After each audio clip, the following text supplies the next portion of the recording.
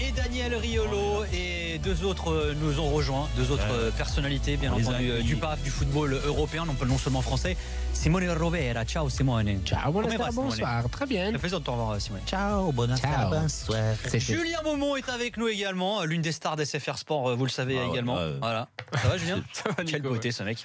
Alors Julien est là parce que... Voilà, c'est le 7e ce soir. 6e. C'est le 6e? Ouais. Ce sera qui le 7e?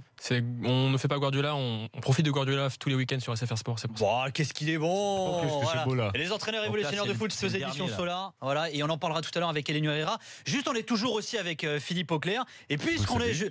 Voilà, et il parlait des SFR Sport à l'instant, Julien Maumont, avec la première ligue. T'as un avis tranché, il concerne Mauricio Pochettino. Jingle. Philippe, sur la gastronomie, on voulait te baisser ton micro à la base.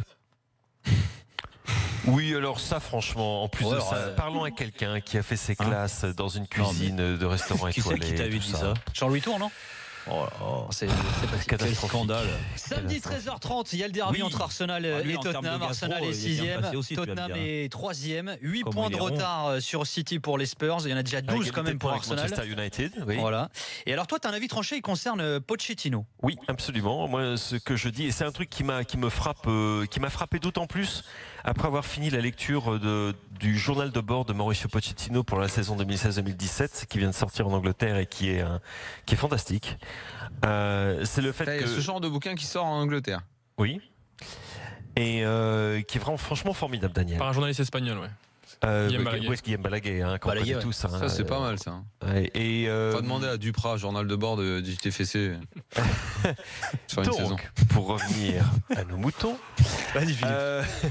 Non, j'ai vraiment le sentiment, et c'est un truc qui me court dans la tête depuis une semaine, que quand je vois Mauricio Pochettino aujourd'hui en 2017, j'ai l'impression de retrouver Arsène Wenger en 1997. J'ai l'impression de retrouver un entraîneur qui est en phase complète avec son club, qui est en train de lier des relations d'une profondeur et d'une intensité extraordinaire avec ses joueurs, qui est en surperformance par rapport à ses moyens financiers, économiques et tout ce qu'on voudra, qui a un plan à long terme. Il a signé un contrat de 5 ans avec Tottenham. Qui a une certaine notion de la fidélité par rapport à ses joueurs, par rapport à son club, par rapport à son environnement. Et je vois donc un renversement complet de tendance entre ces deux clubs, entre le club qui a dominé les 2 dernières décennies, à savoir Arsenal, et le club qui a souffert pendant ces 20 ans, à savoir Tottenham, et que je vois aujourd'hui dans l'entraîneur de Tottenham les qualités que je voyais chez l'entraîneur d'Arsenal il y a de cela 20 ans. Mais tu y vois la longévité aussi ou pas? Ah oui, complètement. Donc tu le vois rester, parce qu'il est annoncé partout, Pochettino, dans des grands clubs. Non, mais il est annoncé partout, il était annoncé à Barcelone. Tu as vu le retour de comment il les a repris de voler. Barcelone avec l'Espagnol. Oui, lui, il ne veut pas entendre parler. Il est dans une logique complètement différente. C'est pour ça que je vous dis, essayez de lire le bouquin, parce que c'est là où tu comprends également, et ça je pense que ça va pas nécessairement déplaire à Daniel.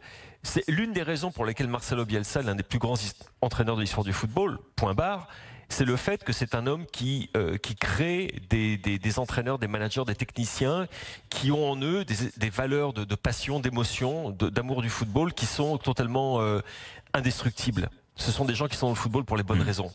Et il y a la fameuse histoire de Bielsa comment Bielsa a signé Pochettino, parce que vous connaissez l'histoire ou pas? Non, elle est extraordinaire. C'est à l'époque, c'est Newell's Old Boys, quand Bielsa est là-bas. Et il a entendu parler, bien évidemment, de Mauricio Pochettino comme étant un des joueurs de son bled dont tout le monde parle, le capitaine, machin. Et il ne peut retrouver Pochettino que très tard le soir. Ils prennent la bagnole avec Griffa, son adjoint à l'époque à Newell's. Et ils arrivent à la ferme, puisque c'est un fils de paysan, Pochettino. Il est 3h du matin et le gamin, bien évidemment, il est au pieu. Et Bielsa va voir le père et lui dit « Est-ce qu'on peut au moins voir ses jambes ?» Et ils vont dans la chambre avec une lampe, ils soulèvent la couverture et Bielsa se penche. Ah, c'est chelou ton histoire là. Il regarde les mollets, il dit ouais, il a des jambes de footballeur, pas de problème. Et ils l'ont signé. Donc c'est te dire qu'on est dans une dimension autre du football, quasiment mystique. On est une mystique. dimension presque limite un peu. Ah ouais. Non. On est presque en prison, là. En l'occurrence, il y a Il avait quel âge, il y a petit aucun- il avait 13 ans à l'époque. Il avait 13 ans à l'époque. Quand même 13 ans. Ouais. Il avait 13 ans à l'époque. Mais bref, tout ça pour dire que tu fais ça aujourd'hui. T'es mal barré. Ah là, ouais. Là, je pense, dans ce cas précis, je ne pense pas qu'il y a de problème. Mais tout ça pour dire qu'on a affaire à un entraîneur d'un type très particulier et Surtout que pour c'est les pas mollets, c'est pas le pognon qui le drive, parce que si ça avait été le pognon, il serait déjà parti depuis un certain temps et il aurait été dans d'autres clubs. Simplement, il a un projet en place. Heureusement qu'il dormait sur le ventre. Qui est compliqué à gérer, parce que bien évidemment, tu as des joueurs que toute l'Europe va s'arracher. Je pense à des joueurs comme, bien évidemment, comme Harry Kane, mais aussi comme Dele Alli, Christian Eriksen, bien évidemment. Et pour conserver ces joueurs, alors que tu les payes moins que dans notre club, il va falloir faire preuve de beaucoup de finesse. Mais cela dit, je sens... moins que Monsieur Lévy augmente les salaires. Il va augmenter les salaires. Non, ce que fait Lévy, et qui est pas con, c'est qu'au lieu d'augmenter les salaires, il augmente les primes. Alors, on n'est pas dans la prime gervinienne, à 150 000 € le but, mais on est dans des primes pour les trophées qui sont très, très conséquentes. Mais donc, voilà, c'était ça mon avis tranché. C'est simplement le fait que, voilà, Pochettino... c'est un peu le Wenger de notre ère en Première Ligue. Et début de réponse samedi à partir de 13h sur SFR Sport. À 16h, il y aura un autre match entre. Du match, ça ne changera absolument rien dans mon opinion. Cette opinion, cet avis restera le même. Merci beaucoup, Philippe. Bonne soirée à toi. Merci, ciao, bis, Philippe. Tu vas le commenter, Jérôme, c'est ça? Et il y aura Leicester-Manchester City à 16h également sur SFR Sport. Des matchs qui seront présentés par cet homme absolument merveilleux, qui est également Julien Momont, et par cet homme merveilleux. On sera ensemble. Ah ouais? Avec Julien Momont? Ah non, mais moi je serai sur place là-bas, à Arsenal. Messieurs, on va lire un peu maintenant, on va voyager, on va aller découvrir un autre entraîneur révolutionnaire du football avec l'un de ses auteurs, Julien Momont, qui est donc avec nous, Simone Rovera, toujours aussi là, aux éditions Solar. Pardon ? C'est qui ce soir ? C'est Elenio Herrera, voilà, et vous savez que ça vous emmène un petit peu partout. Et on a choisi, vous avez choisi, Kuchli, Cosmidis et Momont, vous avez désigné un match comme étant celui de la carrière d'Herrera qu'il ne faut absolument pas manquer. Match entre l'Inter Milan et le Real Madrid, finale de la Coupe des clubs champions. Par Praterstadion, Vienne. Nous sommes le 27 mai 1964. 24 jours auparavant, la commune d'Ortona voyait naître Rocco Siffredi. 24, un chiffre qui en dit déjà long. Mais revenons à cette finale qui restera dans les annales. Le Real a remporté les 5 premières éditions de la compétition. Le Benfica a pris les 2 suivantes avant de s'incliner en 63 face aux voisins, à l'ennemi interiste, l'AC Milan. Le défi est immense. Elenio Herrera est déjà un grand communicant. Le technicien de l'Inter croit en ces jeunes, même s'il redoute le métier de ceux qu'il appelle les vieux renards, Di Stefano et Puskás. À 37 ans, la Saeta n'est plus vraiment une flèche. Il donne à Vienne une dernière valse sur la scène européenne. Miguel Muñoz a replacé le vieux Alfredo au milieu. Mais aux yeux des jeunes interistes, il reste intouchable. Mazzola n'a que 21 printemps et des étoiles plein les yeux. Di Stefano était le dieu du football, dira-t-il, le ton presque pieux. Mazzola sera pourtant le seigneur de cette finale. Facchetti est l'autre symbole de Facchetti. Pochettino.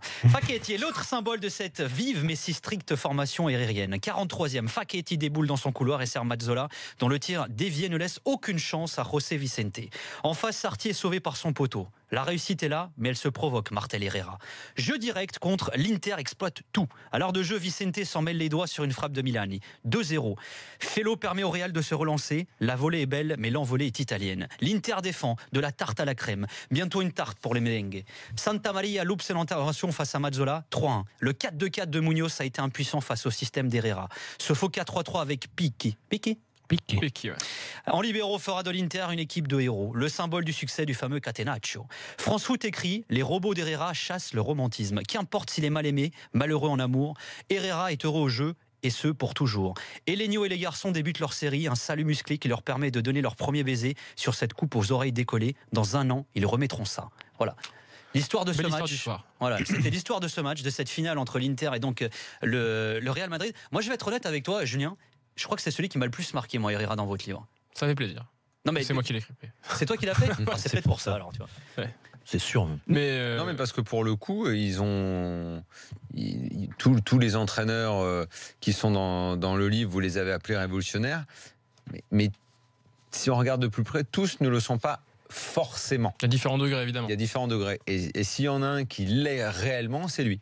Donc, qu'on aime ou qu'on n'aime pas ce qu'il a apporté, c'est réellement quelque chose de totalement novateur. Et dans plein de domaines. Ouais. Et dans plein Sur le jeu, dans le rôle des entraîneurs, dans les idées. Alors, moi, on en avait parlé un petit peu en antenne tous les deux. Moi, ce qui me marque vraiment chez Herrera, c'est qu'au fait, c'est le Mourinho d'il y a 60 piges, au fait. C'est-à-dire, c'est un communicant de folie. Il est d'une mauvaise foi terrible. Il est très défensif déjà pour l'époque. Il y a un petit côté arrogant aussi. Enfin, lui se défend d'être arrogant, il dit juste qu'il est le meilleur. C'est un peu sa réponse, et c'est ce que Mourinho fait aussi finalement. Herrera disait que serait le football sans moi, ou alors je crois pas à la chance, quand on a autant gagné comme moi en 20 ans de carrière, il n'y a pas de chance qu'il vaille. C'est des phrases qui pourraient tout aussi bien avoir été dites par Mourinho. Ouais. Et alors, c'est vrai qu'on a peur seulement de ceux qu'on ne connaît pas. Disait aussi Herrera et mettait la photo des attaquants sur les lits des défenseurs les soirs avant les matchs pour les mieux connaître. Non, c'était. C'est ce que Mourinho fait avec ses mecs aussi. Après, il y a toute une histoire qu'on peut dire, une filmographie presque des liens entre Herrera et Mourinho qui ont fait bien sûr à l'Inter depuis ces dernières années. Pour vous dire combien il a marqué le foot italien Herrera, il y a quelques jours, on a commémoré les 20 ans de sa mort, et sur chaque journal italien, sur chaque émission télé, on a fait encore des histoires, on racontait son histoire. C'est-à-dire, c'est quelqu'un donc qui c'est une légende, quoi. Dans l'imaginaire collectif italien, comme l'entraîneur qui a tout changé. Après, il a eu aussi beaucoup d'ennemis, même dans la presse.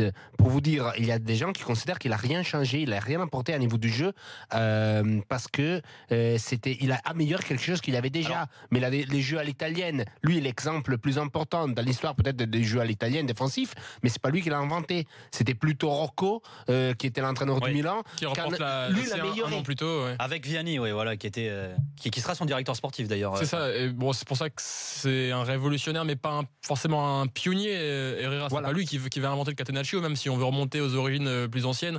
Il y avait la Suisse en 1938 qui avait aussi ce système avec un libéro. Il y avait Giuseppe Vianney, tu disais, avec la Salernitana qui faisait des miracles. Rocco d'abord avec la Triestina et ensuite avec le Milan. Mais au final, le palmarès, il parle aussi pour Herrera, et puis aussi parce que sa personnalité a fait qu'il a changé plein d'autres choses. Il a en quelque sorte sacralisé le fameuse mise au vert d'avant-match. Le rôle même d'entraîneur d'ailleurs aussi, le statut, on va dire. C'est ça. Les statuts surtout. C'est ce qu'il explique, c'est qu'avant lui, les grands clubs, c'est resté les clubs des grands joueurs. Le Real, c'est le Real de Di Stefano par exemple.